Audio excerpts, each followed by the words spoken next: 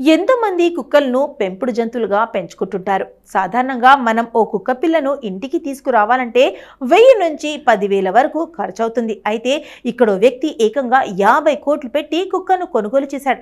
అదేంటి మావా, ఏకంగా కుక్క కోసం 50 కోట్లన్నీ అనుకుంటారా? అయితే ఈ స్టోరీ చూడాల్సిందే.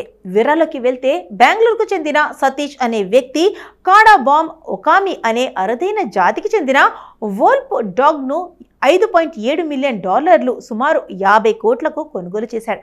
దాని వయసు 8 నెలలని, రోజుకు 3 కేజీలు పచ్చి మాంసం తింటుంటుందని సతీష్ చెప్పాడు. ఎందుకు ఇంత ఖర్చు చేసి ఈ కుక్కను కొనుగోలు చేశారని అడిగితే, నాకు కుక్కలంటే చాలా ఇష్టం, అందుకే దీన్ని కొనుగోలు చేసేందుకు అంత ఖర్చు చేశా. అరుదైన ప్రత్యేకమైన కుక్కలను ఇండియాకు పరిచయం చేయడం నాకిష్టమని అతడు తెలిపాడు. ఈ డాగ్ అమెరికాలో జన్మించింది. సుమారు 75 కిలోల బరువు ఉంటుంది. కండలు తిరిగిన శరీర నిర్మాణం, కాపలా స్వభావంతో ప్రసిద్ధి చెందిన కాకేసియన్ షెపర్డ్ ఇప్పటికే అరుదైన జాతికి పేరుగాంచింది. అయితే కాడా బాంబ్ ఒకామి తోడేళ్లు లాంటి లక్షణాలు కలిగి ఉండడంతో భారతదేశపు అన్య దేశ పెంపుడు జంతువుల్లో ఒకదానిగా తనకంటూ గుర్తింపు తెచ్చుకుంది.